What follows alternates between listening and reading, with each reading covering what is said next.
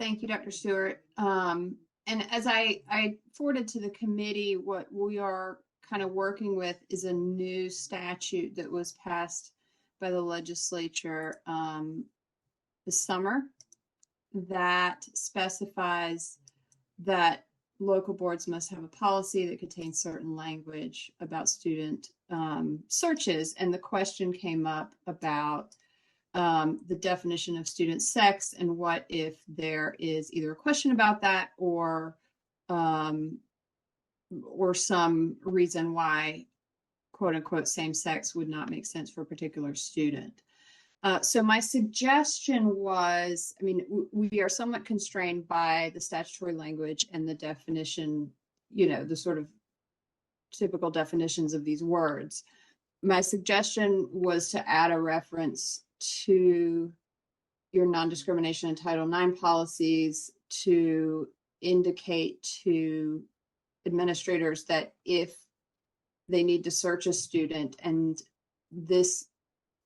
they are not sure what sex of witness is appropriate, that they should resolve that in a way that does not discriminate on the basis of sexual orientation or sexual identity. That was one solution that I came up with. Okay.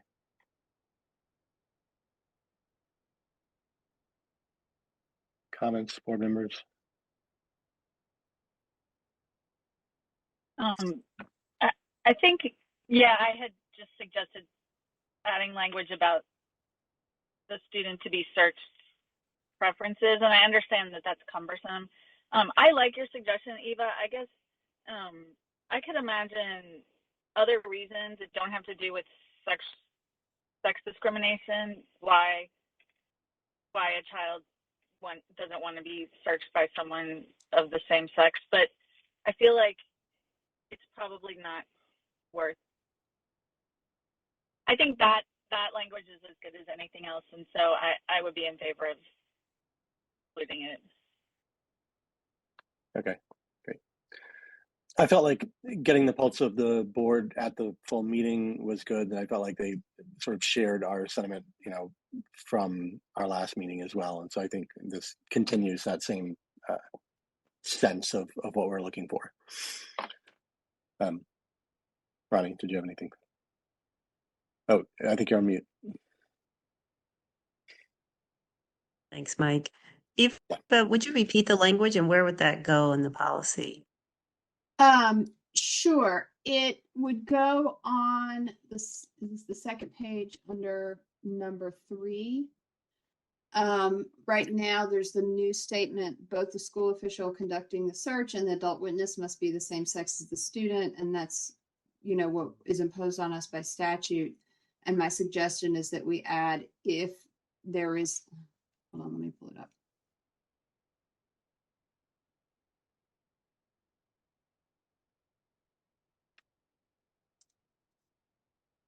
Any questions about identifying the student's sex should be resolved by administrators in keeping with the board's non-discrimination and Title IX policies.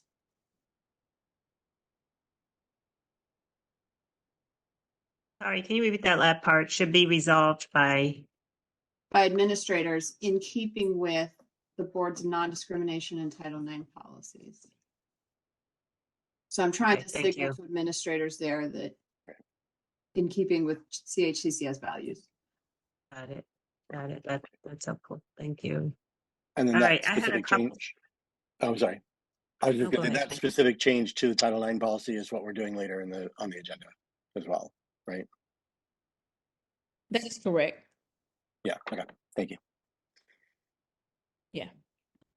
Well, the change to the Title IX policy, I think, just speaks to the pregnancy definition, right? Or the sex definition as it relates to pregnancy. So it is a little bit different, but it'll align with what we have here. Yes. Yeah. Okay. I may come back to that, but there were a couple other things in the policy that I wanted to look at, which is in the first paragraph in the red highlighted section. I'm sorry. Let me find my place again. Permissible scope. Yes. A search must be justified at its inception, permissible in scope. I think there should be a comma after scope. That makes sense. Okay. And then, and the 1, 2, 3, 4. On that same page, the second to the last paragraph that starts with reasonable suspicion. Barb, I know you had sent some language. I was thinking that that could also say, well, first I thought, what do we think about changing his or her to their? Yeah. And Yeah. then, okay. And then, I just add, and there is parental or guardian consent. But Barb, I know you had some language that might have been better. So if you want to raise that. Oh, I don't know if it's better, but I think I just had suggested moving the and parents' consent or however now up so that so God, like I can read it, Barb. It okay. says, you want me to read it? Well, I found it. It's reasonable Okay. suspicion is not required if the student and the student's parent or guardian freely and voluntarily consents, et cetera, et cetera. Mhm. I think that It just- makes sense.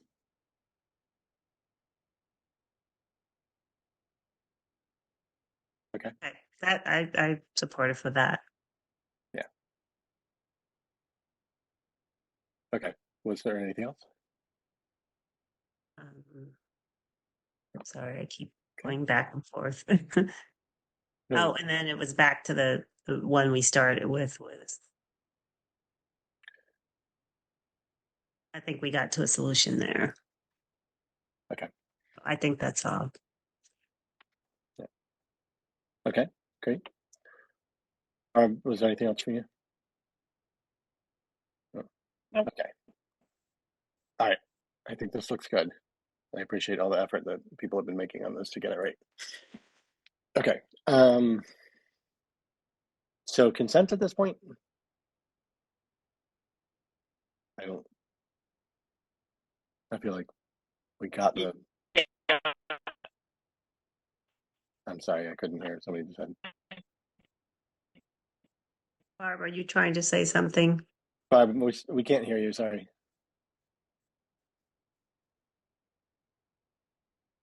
Oh, I was just hesitating a little bit because we had so much discussion on it. Is it worth? I think it should go on consent. You can't hear me? Yes. Oh, Yes. Okay. Yeah. I was kind of going back and forth. I guess if somebody wants to move it. That's true. Okay. Because we have already done it up once. Yeah. Okay. You okay with that? Yeah. Okay. All right. So we'll put that on consent. Sorry, excuse me. And I think we're ready to move on. Thank you, everybody, for helping with that. Okay. All right. So now we're going down to policy 7130 about licensure. Dr. Harris. Good evening. Hi. Hello. So we are seeking approval for the first reading of policy 7130 licensure. And in this policy, we are proposing changes in section B, directives 5 and 6. For directive 5, the elimination of the redundant language and capitalization. And then in directive 6, adding the licensing provision for service members and spouses based on military orders. Great. Board members, questions or comments? I didn't have any questions on this one, Mike. Okay. no, Barb? I'm good. Okay, I have one actually. I was waiting for other people. It's small. It's just I'm pretty sure I read this correctly, and this change should be made. On number 6 in Part B, which is the large red paragraph, toward the end it says that this person will be considered to be holding a valid license until the military orders expire on June 30th of the year in which the military orders expire, whichever is later. I think that should be or, until the military orders expire on June 30th, or the year in which the military orders expire, whichever is, or the end of the year. Like, it needs to be worded differently. I think what we're trying to say here, yeah, I think the or goes after the first expire. until the military orders expire, or June 30th of the year in which they expire, whichever is later. Yeah, that was it. It was or of and yeah, okay, So I guess if your orders expire in the spring, you right. get to stay till the 30th. Yeah, and if they expire in November, then you get to stay until November. Yeah. Okay, so until the orders expire, or June 30th of the year in which they expire. Perfect. Yes. No that was it. problem. I will Okay. I will Thank you. add that and I will make that green. Okay. Yeah, great. Thank you. Thank you. Okay. And board members, I'm comfortable with this going on consent. Yeah. Yep. Okay, great.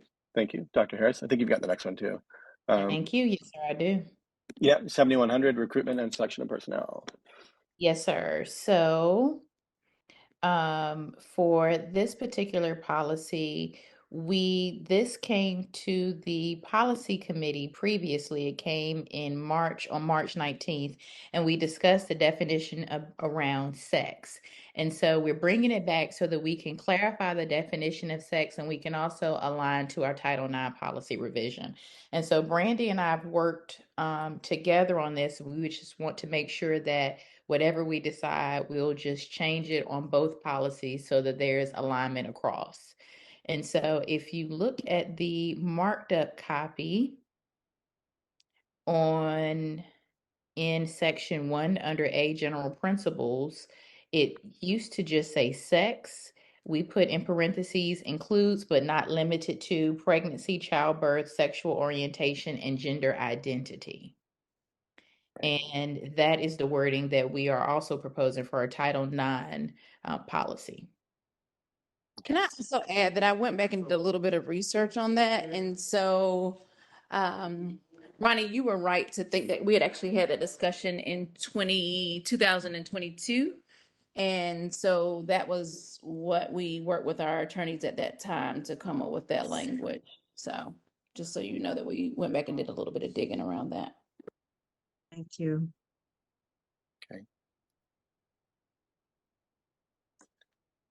Right. And then Ronnie, I think that you had made a comment at the board meeting about some changes with saying pregnancy or Circumstances related to pregnancy. Right. Thank you. I can think of the wording. Yeah. And so for that part, Ronnie, where would you suggest that part go? I think I have the pregnancy and circumstances related to pregnancy. So would that be includes but not limited to pregnancy and circumstances related to pregnancy, and then comma Yes. childbirth? Mhm. Okay.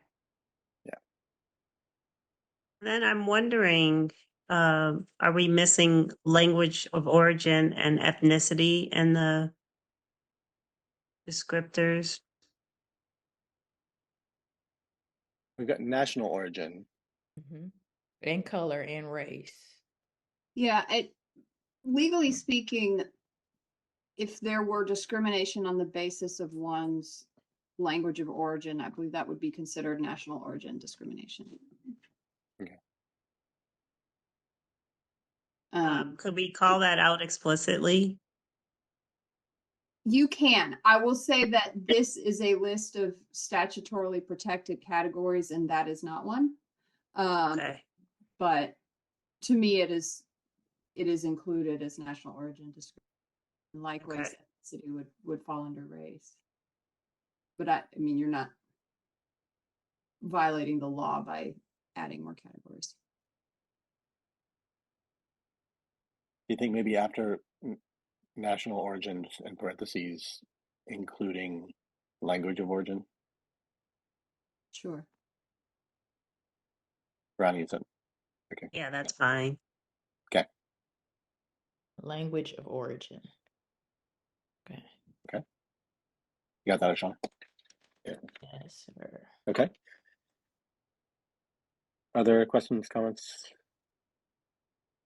That was my only question. Okay, Barb. Yeah. Good. Yeah. Okay. All right. I think we're ready to move on with that one too. Again, I'm feeling comfortable with consent. If you guys are. Sorry, Barb, you had a closed parenthesis somewhere. Oh yeah, thank you. Yeah. Can you guys Where? hear me? Mm-hmm. Mhm. On and off. but Okay. Yeah. It's right before age, I think. It's right before the Yes. word age. Yeah. And I added It that just in needs to be there. a- Thank you for Okay. catching that. Sure. Yeah. Absolutely. Thank you. Okay, great. For clarification, is this going to first reading to the board or second reading to the board? I think it would be first. Okay. Yes. Perfect. Thank you. And I purposely put you right in front of me, so you did all the heavy lifting for me for this next policy. Brandy, one more change on this, in that parenthesis that's in green, that includes, should say including, was another one of Barb's highlights. Okay. Including. The only other thing, Dr. Harris, you remember we talked about, we did a separate training for policy just recently. So those changes, can we make sure they're reflected in green since we made those changes here? Okay. Yes. Okay. Okay. Thank you all. Okay. And this All right, one, thank Mike, you. will go to consent. Right. Okay. Okay. Thank you, Dr. Harris. All right. Next up. Ooh, sorry. We've got 2475, which is school rules. Brandy. Wait, I think I switched it because I wanted to be able to talk about 1720. Yeah. 1720, Sorry, do I not- 30, because it was the same line in question. So I wanted to, Oh, yeah. okay. Sorry. No, that's okay. Maybe I don't have an updated copy of the agenda. That's okay. That's okay. Okay, that's fine. So we're going to that, the 1720. Correct. Okay, yeah, on mine, that's the very last one on the agenda, but okay. And it was at one point, so that's likely what it is. But if we could go to that, Okay. helpful. Okay. Yeah, sure. Brandy, in that first green section that says sex includes but not limited, I think there should be an is after but sex includes, or before but, sorry, sex includes. But is not limited. Yes, thank you. If I could read, it would be helpful.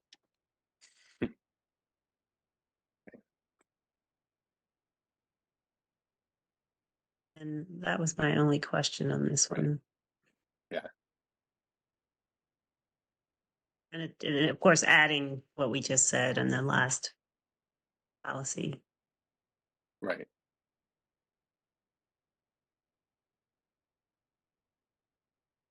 Okay. Good with that. I can't see Barb, but I think yeah, we're okay. Oh wait, Brandy, I can't hear you. Are you talking? One as well. Wait, sorry, I only heard the very last bit. Can you talk Yes. again, Brandy? I'm sorry.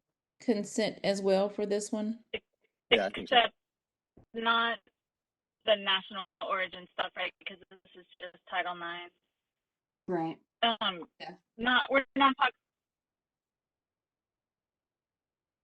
I can't hear. I just heard a little bit of what Barb said, and that was it. I do understand what she's saying, though. We only need the sex portion for this one. Right. Yeah, we got Not it. not the language of origin. Okay. Okay. All right, that's fine. Okay, we're good. And consent. Barb, consent. Yeah. Okay, I'm assuming that's a yes. Okay, great. Thank you. Okay, so in the meantime, got an updated copy of the agenda. So it looks like next is 3101 about course credits for graduation. Dr. Trice.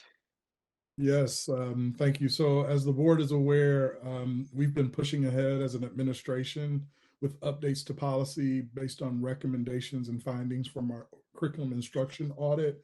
3101, options to earn credit for graduation, is one of those policies. And just very quickly, the policy 3101 is just we describe that as technical changes in some sense, because it's just providing greater clarity in policy that is also kind of highlighted elsewhere. For instance, some of the changes that you will see in 3101 are in our course book for students, but not reflected in our policy. So basically, we're just outlining the full complement of courses that are available for students to earn credit for graduation.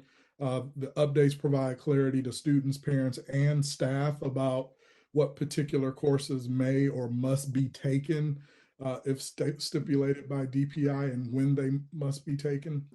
It also provides clarity regarding dual enrollment with college and university courses. And lastly, it highlights criteria for e-learning providers. So none of this is new information for our community.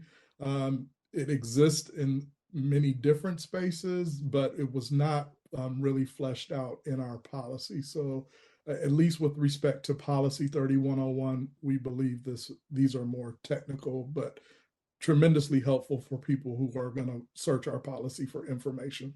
But I'd be happy to answer any questions.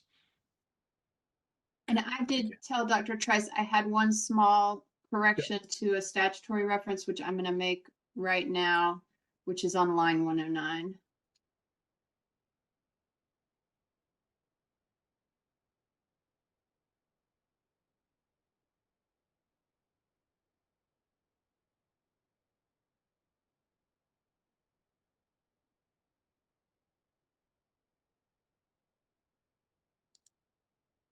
So are there any questions concerning this policy?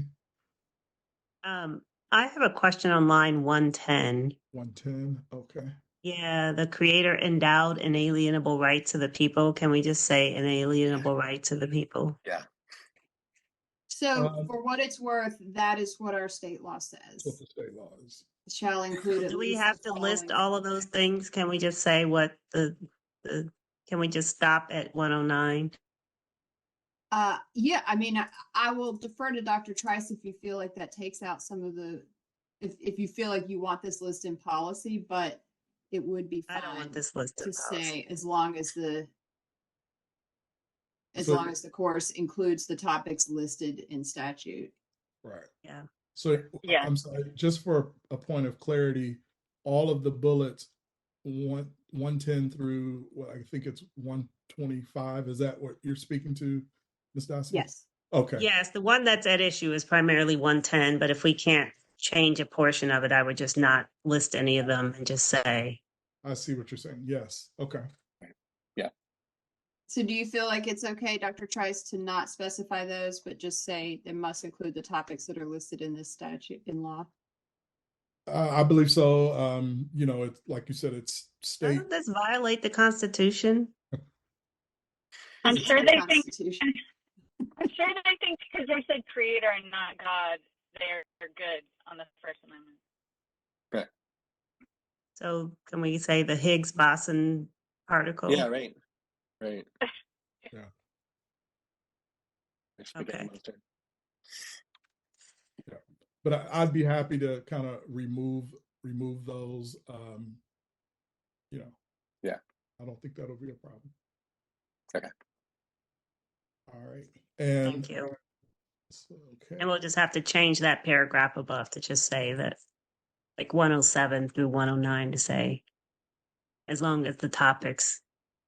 The required topics are covered. Mhm. Yeah. I can work on that language. Okay. And certainly that's already the expectation for any teacher who's teaching that course, is to know things are expected to be taught. That's correct. Yes, I think that they want to make sure that people who try to substitute that with a college course are getting what's covered, but yeah. Yeah. Okay. Yeah. Okay. All right. Other comments or questions? Okay.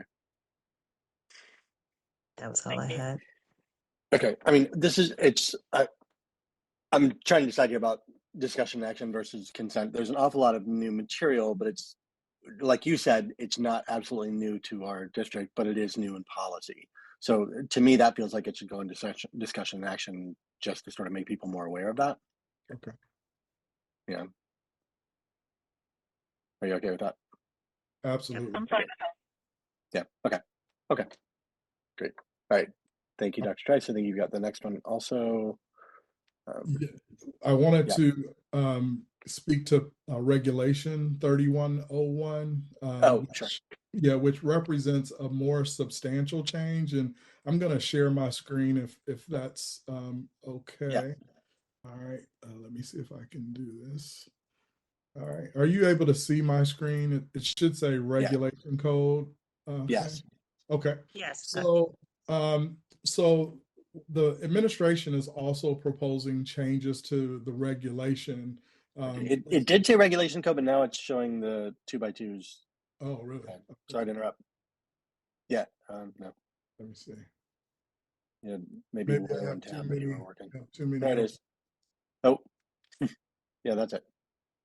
How about Okay. that? Yeah, that's it. Okay. Sorry about that. No. So I know the board doesn't adopt regulation, but this would represent a pretty substantial change in our practice, and wanted to get some feedback from board members.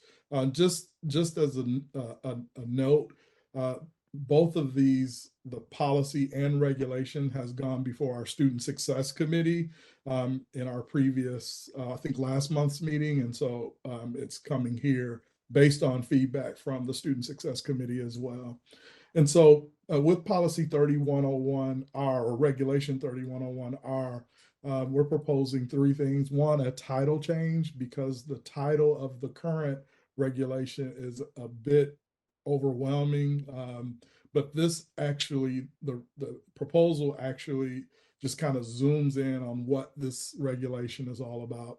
We are also adding an e-learning provider, Virtual Virginia, to the list of virtual e-learning providers in that regulation. Virtual Virginia, just so the board knows, is a provider that handles some of our Chinese language, high school Chinese language courses, because of the students coming through the Mandarin dual language program. And so we've been using that e-learning provider for a while, but it was not listed in our list as we said we would do in the regulation. And lastly, which is Dr. Trice, I'm sorry. I thought the policy said that we would, the list was not exhaustive of potential providers as long as they met the qualifications. Is there something different about this one that we would call it out specifically? No, we when I read the regulation, it says that as new providers become available or we're using new providers, it will be included in the list of e-learning providers. So it's not anything special. And in fact, we've been using this e-learning provider for years.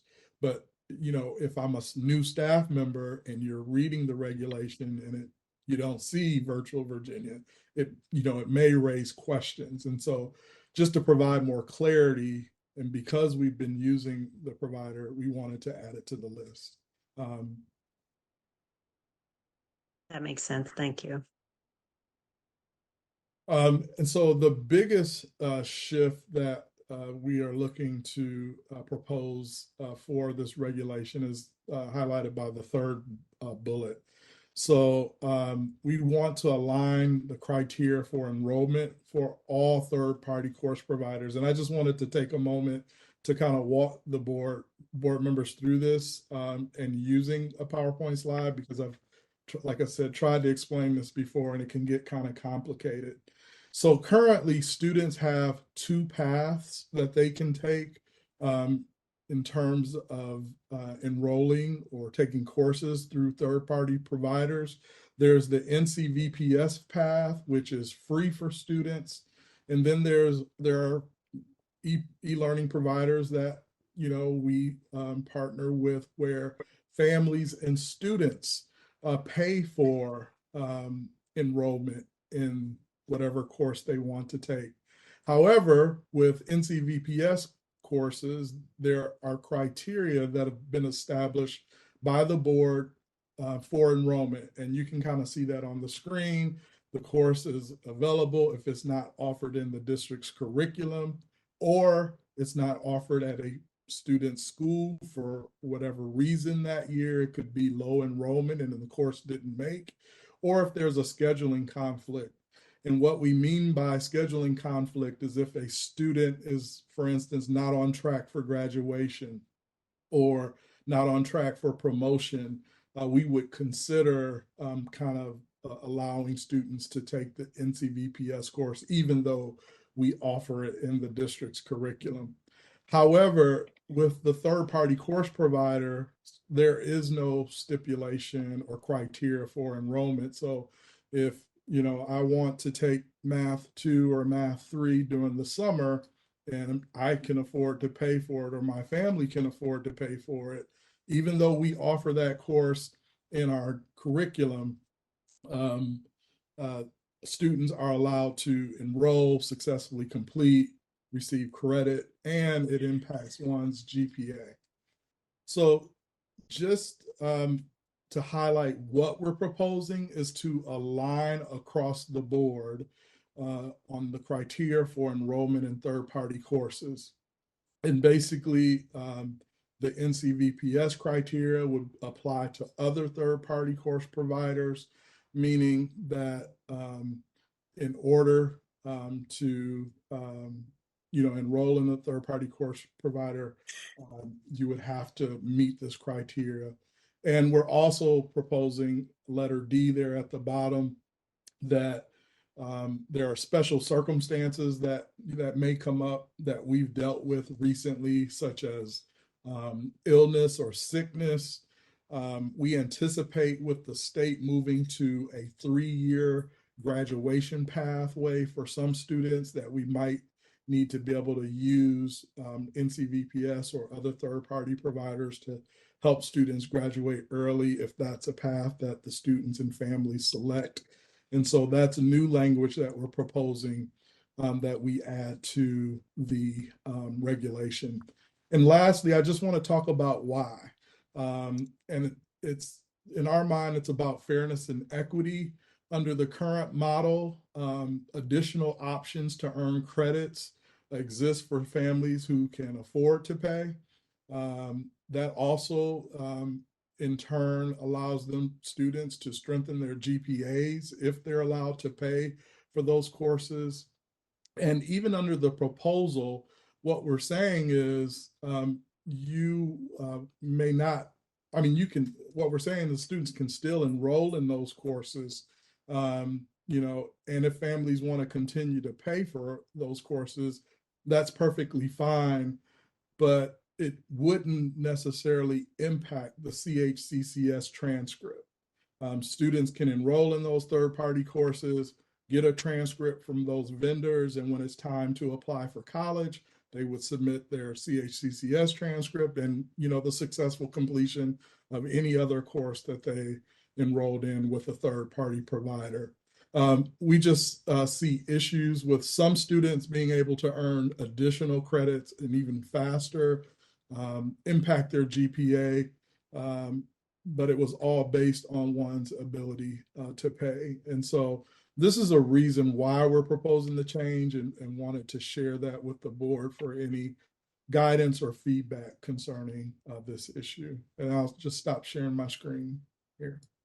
Dr. Trice, I thought that was always the practice, was that those outside classes were not reflected on the transcripts. There's a lot of confusion, and Dr. Bells and I, at the beginning of the year, we spent at least the first couple of months just battling this issue, because many people believe that was in policy, but it's not. There are two different paths if you read our current policy based on NCVPS courses and non-NCVPS courses.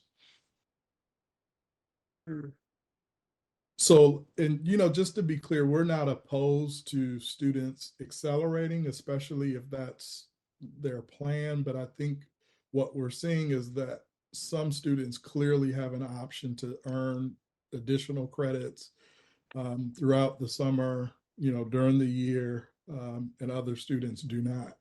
And so that's one of the reasons we're making the proposal.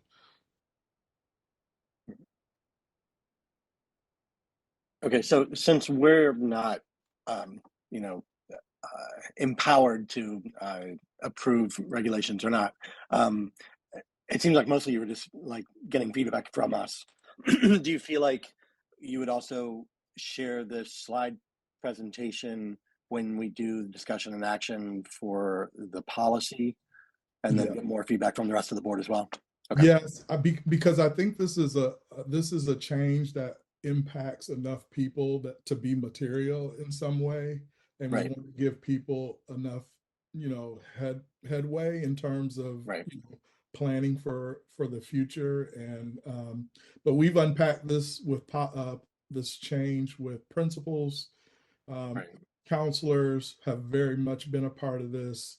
And even among teachers and some of our content leaders, as Ms. Dossie pointed out, there's confusion, and and people don't really understand why NCVPS operates under one set of criteria and the other do not.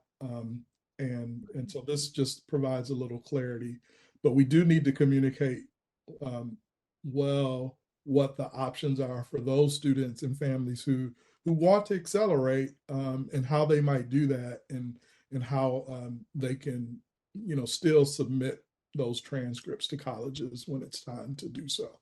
But in terms of earning credits, we just want to create a level playing field in terms of impacting one's GPA, create a level playing field for our students.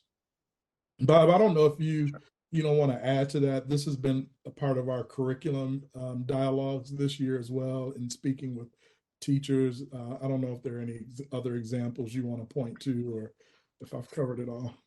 Yeah, I think with teachers, it's really a matter of the equity issue. There's some families and students that know, like, if I want to take an AP course, it may be more difficult to take it within the school building, but I know that this provider has a really easy AP course, and there might be answers that are online or those types of things. That equity issue is something that keeps being brought up again and again, not just from the fact of, like, can you afford to pay for it, but the fact of you're taking courses that may seem easier here or not easier there. So I think that's been, for the most part, what's been echoed. That's a great point. And, it's difficult for us to monitor that with e-learning providers. Like, our staff and our teachers are very knowledgeable, but there's no way that we're going to be able to audit what happens in any particular course. And so, that's another reason that we're making the proposal. Something else just occurred to me. Have you considered like a transition plan for going from the existing regulation to the new one? Because some people may have already planned out their next 2 years of what courses they're going to take, and this might impact them. Okay. So that's another reason that we put the letter D in that regulation piece. Right. Instead of, the way that the regulation is worded now is that I myself would make a decision about certain e-learning providers. And so what we're proposing is that there's a review team that looks at, any circumstance that students have. And we would, we could decide to allow it or not. But we wanted to just be clear, it's one thing to have this as part of your graduation plan and pathway. And it's another thing to, just use it as a mechanism to accelerate, from a course sequencing standpoint. And so we'll be able to kind of deal with that, I think, through the additional review committee. Right. Okay, great. All right. Okay, so we've already made our decision on this, and I appreciate that additional information. I'm glad to know that that'll be passed on to the rest of the board as well. So I think now we're ready to move on to your other one, Dr. Trace, the 3115. Okay, so 3115 is a pretty substantial policy for us, for the Instructional Service Division, because this highlights what's our bread and butter, and that's our curriculum and instruction guides.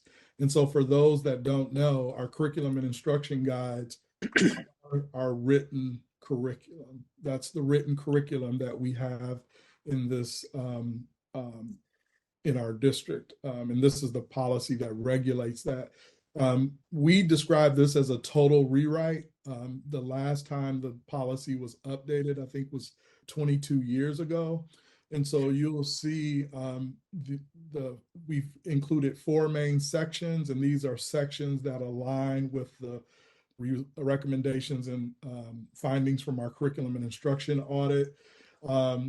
We talk about alignment and approval of curriculum and instruction guides, and even to the level of, what the board's role is in alignment and approval of curriculum and instruction guides. The second section speaks to what are the requirements for curriculum and instruction guide. So, what goes into a guide and level setting about that across the board, which will be very helpful to us and being able to provide support to teachers. Use of the curriculum instruction guide is also very important. And lastly, the roles and responsibilities of the curriculum writing teams is also in the policy. And you can see that it's a total rewrite, but we feel that it's much stronger than our current policy and provides direction, not only at the district level, but at the school and classroom levels as well. And so, we're excited about this. Just one more piece, you'll remember in the fall when we adopted our curriculum and instruction management plan, we talked about the expectation of following the district's curriculum. And I had mentioned that at that time, perhaps, the cart was before the horse. And this is why, is because our curriculum policy was so weak and our curriculum instruction management plan was stronger than our policy. But this aligns very nicely with the curriculum and instruction management plan that the board adopted in the fall, and we'll see again this coming fall. And so we're really excited about how this can provide direction, not only for our team, but for schools and teachers as well. Okay. Great. Board members, questions, comments? No, looks good. Okay. I mean, it's obviously a weighty change, so I feel strongly that it needs to go for discussion and action, and I think we can, have more of a discussion about it at that point. But I don't see anything that we need to talk about more now. Yeah. Okay. Thank you so Yeah, much. I agree, Mike, because I think that Right. context Dr. Trice provided is helpful for the board to hear. Sure, I think so too. Yeah. Okay. Great. Okay. So thank you, Dr. Trice. We'll move that one on to discussion and action. And Randy, I think you've got the last one. 2475 school rules. Oh, you're on mute, I think. You're muted, Brandy. You all hear me now? Yeah. Okay. It's a hookup that I have that's not working. All right. So I bought this policy before the policy committee in March. And this policy is about school rules. And I incorporated you all's feedback. There was no additional feedback from our school leaders. Just starting to grow more understanding about how they can use this policy. So I incorporated our changes from last time. Right. But no other feedback. So unless you all see anything else with this particular policy. I mean, Why did it come back, Randy? It came back just because we wanted, it was a brand new policy. I think we wanted to see the changes once I incorporated them. And that was it, because we discussed it last time. And so I just actually incorporated the changes this time. Yeah. Okay. I was just gonna say, in looking over it, I mean, I feel like it encompasses what we had talked about last time. So I feel okay with that. Yeah. Okay. I can bring it to consent or bring it to discussion and action. Brand new policy, I'm kind of leaning toward discussion and action. Do you guys have a And it's not brand new, it's just that this Oh. is part of our policy review cycle, so. Right. And, Yeah, and I know, but as I said, I'm not, however, the majority of you feel about that one, so. right. I think I'd be okay with consent. Okay. Okay. Barb, I'm sorry. Yeah, that's fine. Okay, great. Okay, so we'll move that one to consent. And I believe that is, That's it. well, that's it for the meeting. Did you want to talk about the FI thing at the bottom? Yeah, absolutely. So at the very bottom of this agenda, sorry, because it gets really loud in my house at this time of night, so that's just not. It's fine. So, for this part of the agenda, I included our spring updates from the North Carolina School Board Association. So if, that's just there for you all, so you can see the policies that we need to go through, between now and the end of the year or the first of next year. It's just there for your reference, so. Thank you for Alright. providing that. All right. Okay, I think that we are done. So this meeting is officially ended. I don't know how to do that officially. Okay. See everybody later. Thank you so much for all your help tonight. Thank you. Thanks. All right. Take care. Okay. Bye. All right. Bye.